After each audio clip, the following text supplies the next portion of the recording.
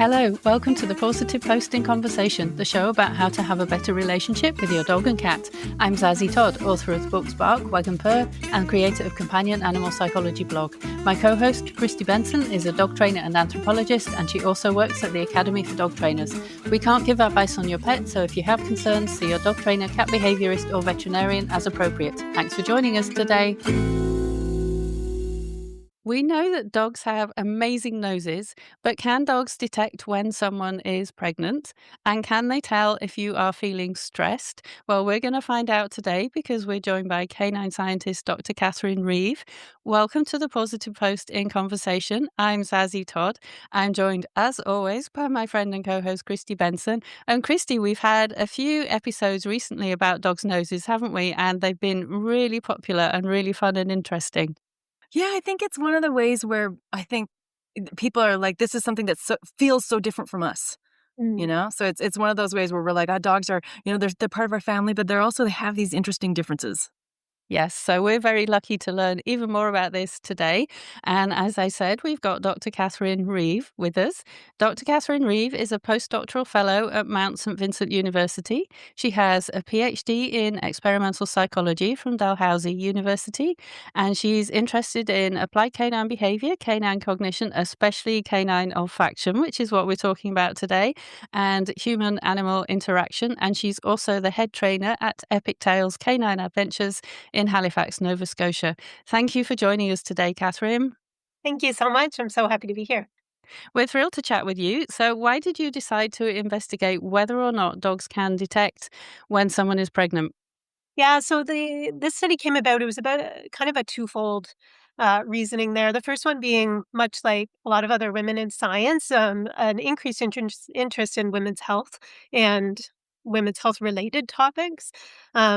While at the same time, I have this strong interest in canine olfaction, as well as just dogs' ability to detect when, their people have emotional, physical, behavioral changes and how that impacts the dog in some way. And I had a few students at the time who had mentioned to me that their dog's behavior changed when they became pregnant. And I had heard this a few times, and I was thinking, this is really, really interesting. And so I went to the literature and I'm doing all these searches and I found it had never actually been documented. And I said, well, that's it. We're going to document this absolutely because I just kept hearing about it. So I wanted to see, the extent of it and what was really going on there, try and get a clearer picture of what's going on. So Zazie and I were recently talking about surveys, like the science of surveys and how surveys are created. And we had a really interesting conversation. I think both of us, adore science and feel like science has a really important place in our lives as, dog guardians. So I was keen to read more about your study. So how did you do the study and what did you find? Right. So it was a retrospective online survey. So participants self-selected. If they were interested, we advertised online, and people could participate if they wanted to. The retrospective part being that they had to have a dog at the time that they were pregnant. They didn't need to be currently pregnant.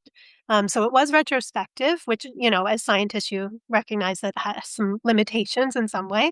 And so we recruited people online. The survey itself contained a few different sections of questions. We had participant demographics. We asked people about themselves, about their dogs, their age, what's the gender of the dog, how old are they? We asked them about their pregnancy as well. So some questions about how their pregnancy went. Then we presented them with 5 different categories of behaviors. We categorized dog behaviors to help the participants, form a bit of a clearer picture about their dog's behavior. And so we presented them with 5 categories of behaviors. Those included like attention or connection-seeking type behaviors, guarding or stress or anxiety type behaviors around unfamiliar people, around familiar people, then stress or anxiety or fear-based behaviors towards the owner, and then anxiety, fear, stress-related behaviors towards other dogs. And within each of those categories, we listed, a whole bunch of behaviors, asked them to select the ones that they felt that their dog displayed before the owner became pregnant. And then we asked them, did you think your dog's behavior changed when you became pregnant? Yes or no? If they said yes, then we asked them, we presented them those categories of behaviors again and said, which of these did your dog show during your pregnancy?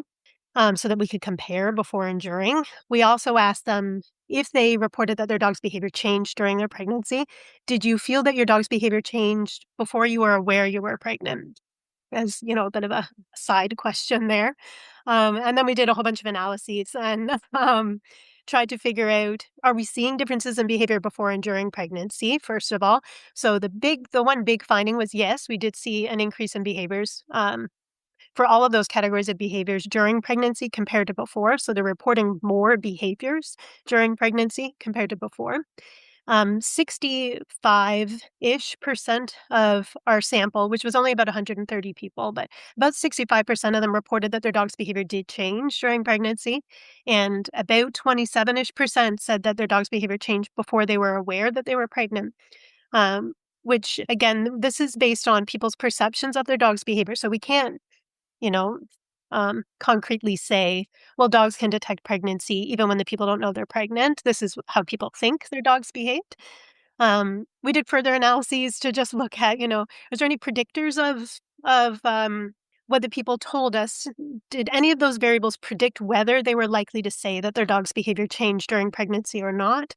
And the only variables that seemed to predict anything were if the dog guarded or showed fear or anxiety behaviors around unfamiliar people before pregnancy, it increased the odds that the person would report that their dog's behavior changed during pregnancy.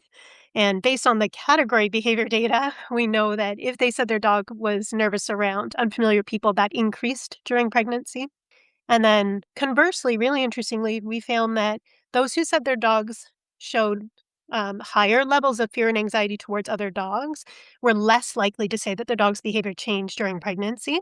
So because we don't have information on those who said their dog's behavior didn't change during pregnancy, during the pregnancy, we don't have behavior data for them during pregnancy. We presume that means that they maintained that fear and anxiety towards dogs during pregnancy. It didn't change.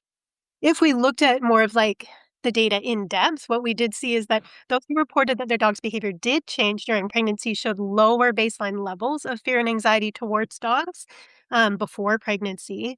And then when their behavior changed during pregnancy, they were showing more fear and anxiety towards dogs during pregnancy. So if they weren't fearful before or less fearful, they became more fearful of other dogs during pregnancy. Whereas if they were already quite fearful of dogs during pregnancy, that appears to be maintained. So those are the major findings, especially, that 27% of people said the dog's behavior changed before they were aware they were pregnant, leads us to believe, there's a lot going on here that the dogs are detecting that we might not be necessarily conscious of at the time. Mm. But you can't use your dog's behavior as a pregnancy test. That wouldn't be very reliable. No. Not very reliable. But I think that's really interesting. And to pick up on what you said about the dogs that were fearful of other people, their behavior was, I think you said, more likely to change when the person was pregnant. Do you think any of this relates to the closeness of the relationship between the dog and the person? Yeah, it's interesting you ask that because we did measure that with Mm. a measure called the M-DORS that gets at the dog owner relationship. And that didn't impact whether or not they reported their dog's behavior changed or not. However, I, personally, and from my work with dogs, I would think that those that are quite nervous of people, they tend to read people very well, right? And they tend to be watching for all the little signs that things are changing and do I need to be nervous and be ready? So I can imagine if a dog was nervous around people and very perceptive of changes in people as a result of that, if their owner's physiology, behavior, emotions, whatever changed when they became pregnant, they were probably quite sensitive to that. It doesn't seem to be related to the relationship, at least in our data set, but I know other literature might suggest that there is a link there. So Mm. something to look more into for sure. Yeah, definitely something we'd like more research on. Yeah, and you hear about it and you're like, of course it makes sense that dogs would notice. I mean, when you think of pregnancy, there's like so much hormonal and endocrine and, it's not just the knowledge of, it's like, there's body changes. It's unsurprising, I guess, that dogs who live in that world, that chemical world. Yeah. Yeah, right? And plus the amount of behavior changes when someone becomes pregnant and probably environment changes as well. The house might change a bit. There's a lot going on for dogs And during even like other family members, like you think there's this whole slew and Yeah. Mhm. Yeah, it's very Yeah. interesting. It's a big change for people. It's a big change for dogs too, Mhm. is what we're discovering at least, the more we learn about dogs' internal worlds, yeah.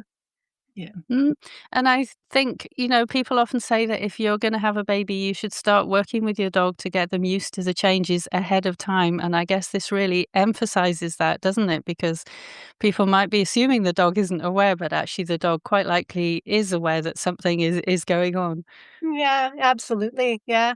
I don't have children myself, but I have worked with a lot of, families with new children or, visiting children or or whatnot. And yeah, we do have that discussion a lot about, how different this is for a dog all of a sudden and how can we help prepare them for this? And they're going to go through a lot of changes as well. Mhm. Mm, mm. Well, that's really interesting. And then you also looked at another really interesting question as well, which is whether or not dogs can detect if someone is stressed. And I can certainly think of one particular time when I was on the phone and I had some bad news and I was actually very stressed. This was when I had Bodger, who was my Australian Shepherd. And he just started running around the room like, where is it? What is upsetting you? What can I do about it? I want to sort them out. Like he became like really protective, I suppose, but he didn't know what was upsetting me. So I certainly felt that he could tell when I was stressed. So you did this research in a really interesting way because you looked at whether dogs could be trained to alert to a sample from a person who was stressed, but not to alert to a kind of baseline sample from them. So let's start with the samples that you tested dogs Mhm. with. How did you get the samples? Yeah. Yeah. So to just back up a little bit, we were interested in specifically can they smell when we're stressed? Um, because of all the work I've done previously where I'm looking at, can dogs detect physiological changes in odors that are coming off of people? So maybe they don't know that their physiology is changing, but it is. Can the dog detect that? So we were interested specifically in smell. So like you said, we collected odor samples and the people themselves who were the participants contributing these stress smells were never in the room. So the dog couldn't read any behavior cues or anything else. So we wanted only the smell. So we collected samples. We had a few different protocols because unfortunately the studies really started getting off the ground right when COVID hit. and Mm, so I was in Northern Ireland in Belfast when I was working there. So my amazing graduate students adapted very well. And so we had a few protocols. We had one that was online where we talked people through how to collect their own samples. And then we'd drop off a kit so they could collect everything in a sterile way. And then we'd go pick it up from their house and bring it back. And then the other set of samples that we collected were in person when we could do that again. So I'll tell you about the in-person protocol, and you can imagine it adapted for not in-person collection, remote collection. So we had people come in. We hooked them up to a biopack, which is just a whole bunch of different physiological measures. My colleague Zachary Petzel he studied physiology more than me in the department at the time. So we partnered with him. He helped us get all of that organized.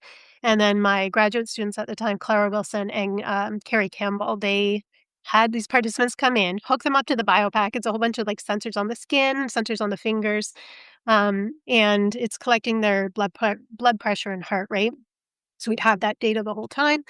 We had them sit there for like 3 minutes silently, and then we collected baseline samples. So we had them take sterile gauze. So they're wearing gloves. We take sterile gauze out of a package. They wiped it on the back of their neck, and then they'd put it in a glass vial. Then we'd have them exhale deeply 3 times into it, and then we close it up. So that was we had them do 3 of those at baseline, so 3 different samples, baseline samples. Then we stressed them out. So we had them do mental arithmetic out loud. So this is a well-validated protocol to stress people out, as you can imagine. So I can't remember exactly how we did it, but I think we started at 9,000 or something, and we said, "Count back by 17." Um, and if they with 2 researchers in the room, Carrie and Clara were there, and if they got a question wrong, they'd say, "That's not right, please try again." And they would just, like, stress, so this stresses people out quite a lot. So we had them do that for 3 minutes. When they were done, we had them at baseline, we also had them complete a visual analog scale of how stressed they were, plus the physiological measures. Then we did mental arithmetic, stress them out a whole bunch. Then we collected the visual analog data again, so how stressed are you? And then we had all the biopack data as well. And then we had them donate another set of samples when they were stressed. And then kind of at the same time, we also had control samples. So they donated their baseline samples, they donated multiple stress samples, and then we had them just prepare blank samples as well so that it's their hands touching everything. So that's how we collected the samples. And then the poor people, we gave them like 10 pounds and said, thank you so much. On our way. Um,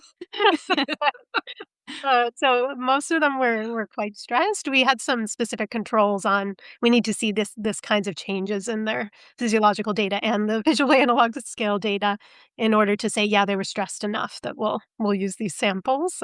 So thank goodness for all those people that participated. We got a lot of samples, and a lot of them were quite stressed out. But yeah, When I, We got- go ahead, Zazie. No, I was just going to say, it's hard to imagine that someone wouldn't be stressed out by that unless they're exceptional at doing mental arithmetic. right.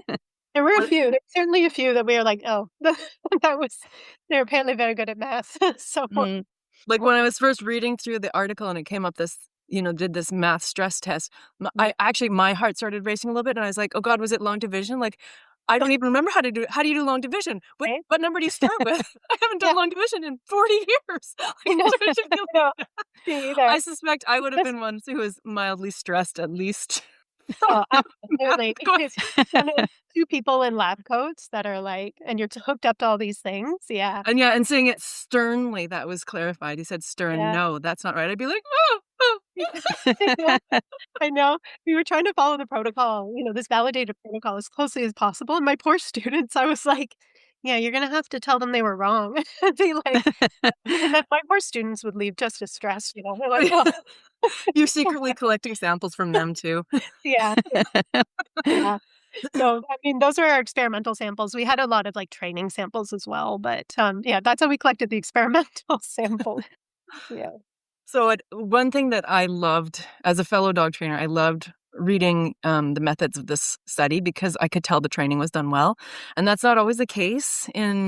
Sometimes you see, dog training oriented lit and you're like, I'm not sure that they really talk to a dog trainer, because dog training, we're good at getting stuff done. I could tell it's like, oh, look, criteria change. And, they're counting trials. Yeah. It's kind of a relief, it's like, oh, it's good training. Yeah. So what did you do to train them? Yeah, thank you. So we had a bunch of volunteer dogs come in. Also, really important to say that as part of the training, there's a huge attrition rate, as you can imagine. So some dogs just don't enjoy this kind of work, and then we say, well, we're not going to force them to do it, and so they just, we say, sorry, this isn't for them, and the owner takes them home. So for the training, we used like positive reinforcement to shape, first of all, like a targeting behavior of some kind. So we presented the samples to the dogs on a 3-arm apparatus. So we showed them 3 samples at a time. So we needed them to be able to show us, that they were choosing one of them. So we trained them using positive reinforcement to give us a targeting behavior, which was either, depending on what the dog preferred, either like a stand stare. So they'd stand and freeze for, 3, 4 long seconds at the sample they're choosing. And then 2 of them, I think, sat. So they'd come up to the sample they're choosing and they would sit down. So based on what they preferred, we'd shape that so that it was long enough that it wasn't just a passing by signal. We wanted it to be very clear. Um, and so that we started that process by using breath and sweat samples from ourselves, like team members, putting them in the apparatus with the 3 arms. We'd put 1 sample in, breath and sweat sample, plus a little piece of food, and then 2 blank ones, so gauze in the vial, but no breath or sweat on it, so that the dog would be interested in it. So then when it approached, we could, they would show interest in it, and then we could shape that, reward them for standing there for a second, sniffing at it. And then, through the gradual training process, slowly increase the time that they were standing in front of it, or if they sat. And then slowly over time, we would take the food away and just leave the food residue smell. And then eventually we clean everything, and it was just a breath and sweat sample. So we'd pair the sample with food so that it is interesting and exciting and fun, and that they're interested in it. And yeah, as long as they were showing progress there, then we would move on to the next phases. And progress was important also in dog training, right? That it's not always linear. So sometimes we'd have to back up a little bit and then move forward, back up a little, move forward. But if we saw that the dog enjoyed it, and they were motivated to keep going, then we would keep going with them until we got them to the point where they didn't need food. They were able to smell all 3 arms and just pick out the one that had the sweat and breath sample and indicate clearly for us. And then once they could do that, then we moved on to the, like, formal training of, let's start smelling human samples and see how you feel about that. Yeah. And you were still using food, but just not as kind of to lure the dog to one spot during this training process, right? Yeah. So we tried as best we could to get rid of the food as quickly as we could, so that we could be really reinforcing them for smelling the breath and sweat sample. But like I said, if we needed to, we would back up. So if they seemed kind of confused or were struggling, we'd back up and add food, or we might just like rub food in it a little bit and then, but not actually have the little kibble in there, sort of thing. Right. So try and like minimize the food smell before we switch to just human smells. But it was a very flexible process for a little while until they figured out what the task was, and then once they figured it out and they were quite consistent, that's when we started implementing the you need to get 8 out of 10, in order to progress to the next stage of training, so that we knew that the dogs were performing above chance, essentially, and that our data would be valid. Yeah. And it's always nice to hear about dogs enjoying the research that they are taking part in as well. So yeah, Mhm. that is always good. So then you finished training them and they went on to actually be tested on these samples you collected. So how did you test them? What were the results? Yeah, thanks. So, um, again, just to back up a little bit, because I didn't clarify all the training steps there. So we'd start with food, and then once they showed this, they consistently didn't need food. Then we tested their ability to discriminate between 2 people. So we'd have 2 different people donate breath and sweat. We always start with one as the target. So we'd have all of the testing was done in 2 phases almost. So we'd start with a target sample and then 2 blank samples. Once the dog showed us they could indicate that, above chance levels, then we'd show them the target sample and somebody else's and a blank. So now we're saying, keep showing me that first person, even though there's another person's smell in here. So once they showed us they could do that, then we put them on one person at 2 different times of day. So it might be first thing in the morning and then I might donate one before I brush my teeth in the morning and then, a couple hours later and see if the dog can discriminate between those 2 in that 2-phase process again. So once we had dogs that had got through all of that, then we showed them the test samples. So, like I said, we collected multiple baseline samples, multiple stress samples, and then we also had controls that were blank. So in the testing phase, in phase 1 of that, we presented them with one of the stress samples and then 2 blanks. So the dog knew this is the smell I'm looking for. This is the one I'm going to be rewarded for. And if they got, 8 out of 10 trials, then we'd move them on to the next phase where we presented them with the same person's stress smell, but this was a new sample. So that person donated multiples, but we had a new version, like a new copy of that stress smell. And then we added their baseline smell, and then we had the blank. So now we're trying to figure out, can the dog keep identifying the stress sample and ignore that same person's baseline sample that was collected, 5 minutes before the stress sample? So if that's the case, which we found was that the dogs were actually fantastically good at this. Their average performance, what was their average performance? I can't remember. It was like 93%, I think. Yeah, 93, Wow. 94% accuracy. And that's all the dogs combined and all of their test trials. So it told us that they could tell the difference just in smell between someone who was when they were at baseline and when they were stressed just from their breath and sweat. And we were really confident in our conclusions because we controlled the sample collection so strictly. So they weren't, between their baseline and their stress, they didn't eat, they didn't drink anything. It was within 5, 6 minutes that those 2 samples were collected. So ideally, nothing else about their physiology had changed other than they got really stressed doing a bunch of math. So we had 4 dogs in total that did all the test samples, that saw all the test samples.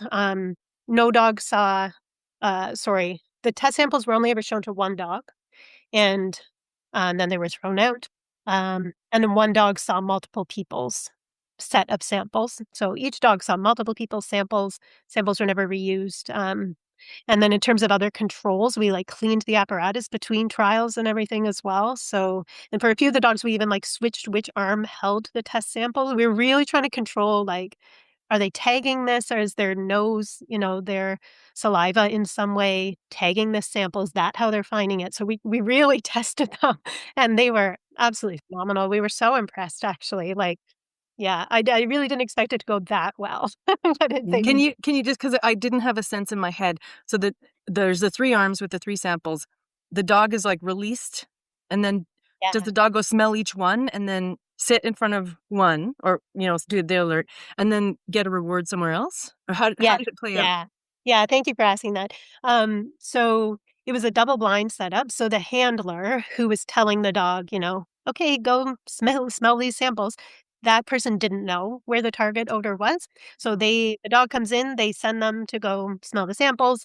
Um, there was a second person, in our double blind setup, we had, like, a screen in the room and someone was standing behind it that sent the dog out. And then we had a researcher who did know, who was behind there, but couldn't, wasn't looking at the other person. And so I can't remember the exact details. They figured something out that worked for them that was double blind. I think it involved them, like, the handler held their arm and, was looking at the dog, and then they would tap their arm if they got it right. And then they could reward the dog and be like, yay, go and reward them. The room wasn't really set up for us to be able to have people outside of the room and send the dog Mm. in, so we had to have, like, a partition in the room and send the dog around and have this complicated double blind setup.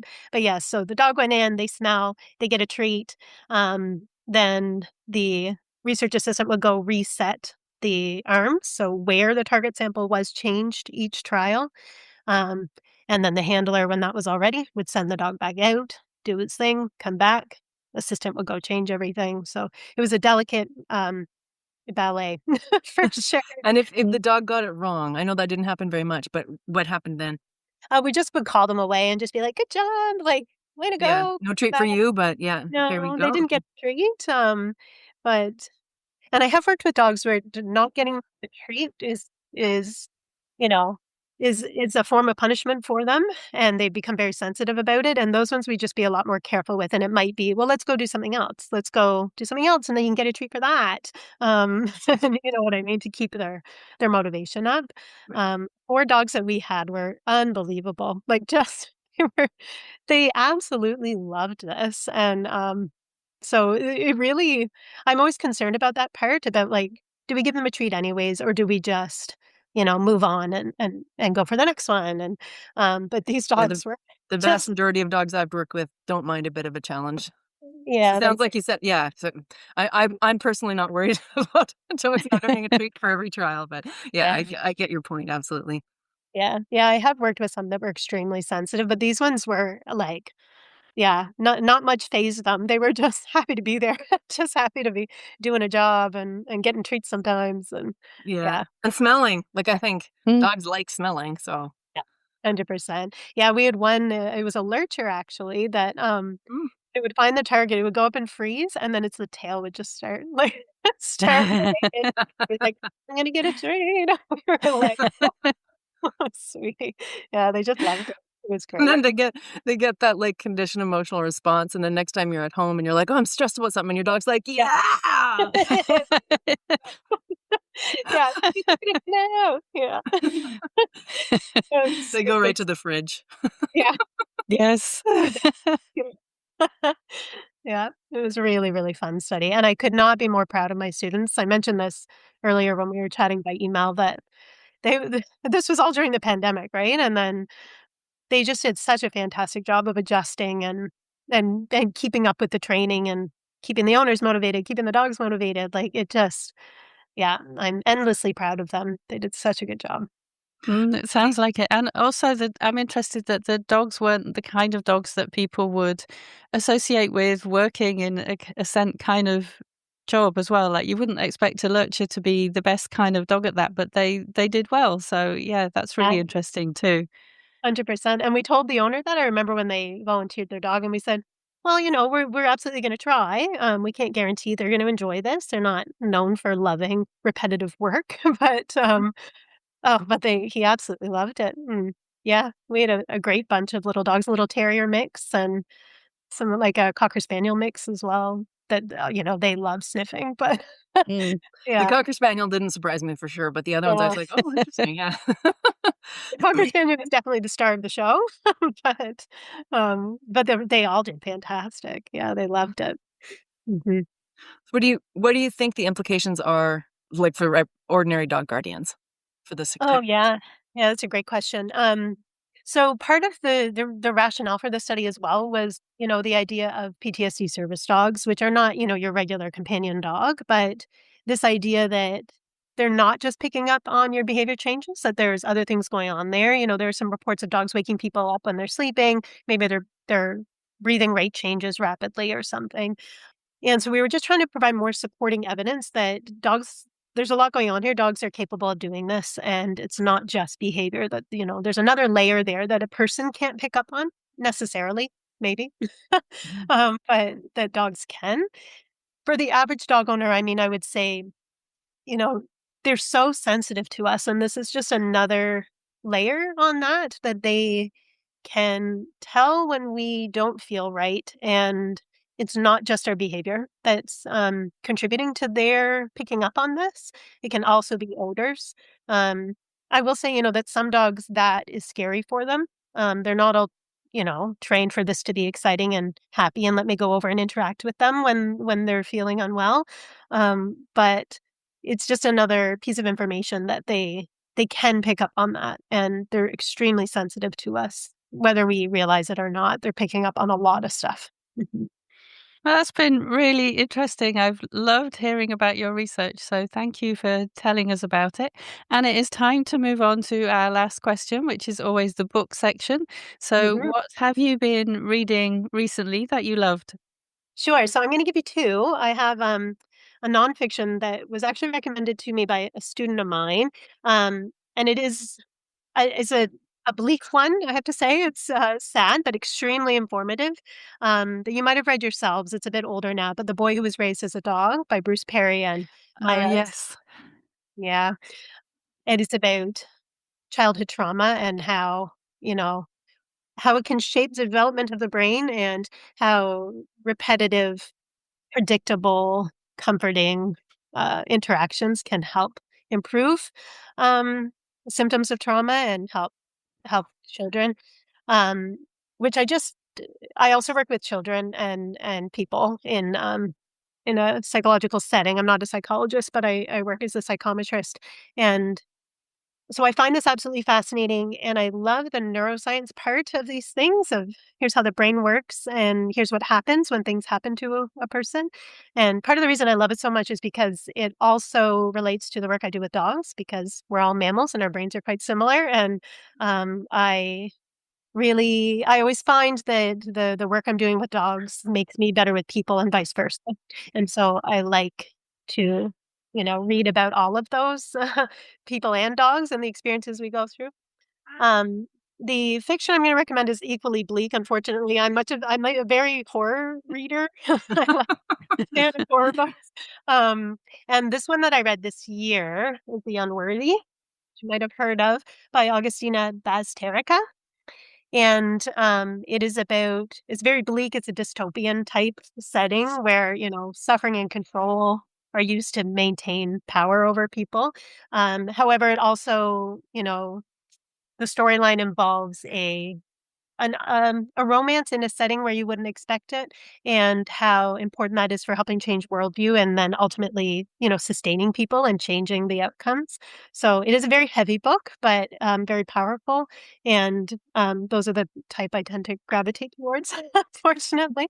But it's one of those that you read it and then I've been thinking about it ever since. So I had to pick that one. I like books that stay with you, and I haven't read that one, but I have read the Bruce Perry one, and I agree it's very sad, but also it's very helpful in the explanations, and I agree. I think it's very relevant to our work with dogs as well. So thank you for those suggestions. That's great. And I'm going to put links to the 2 papers that we've talked about in the show notes. But if someone wants to know more about you, where should they go? Oh, good question. You can search me on the Mount St. Vincent University website, or epictales.ca. There's some info about me there, and I can be contacted through either of those. I have my university email there, and my dog training email are both available on those websites. And I'll put links to those websites in the show notes too. So thank you ever so much for coming to tell us about your research. It's fascinating. And I feel like we all should just take a moment to think, wow, our dog's amazing, because it's just, amazing that they can do this. So that's been really interesting to hear about. Thank you. Yeah, thank you, Zazie. Thank you, Kristi, as well. It's been great. Thank you so much. Thanks for joining us. And today I would like to give a special shout out to our listeners in Dublin, in Ireland. We love having you with us wherever you're joining us from. We're always thrilled to have you here. And if you've enjoyed this episode, please tell a friend about it so that they can enjoy it too. And we will see you next time. Thank you. Bye. Bye. Thank you for listening to the Positive Posting Conversation. If you liked this episode, please subscribe to the show and write us a review via your podcast app. For the show notes, visit companionanimalpsychology.com. This show was produced by Zazie Todd. The music is Melody from Paris by Studio Le Bus. See you next time.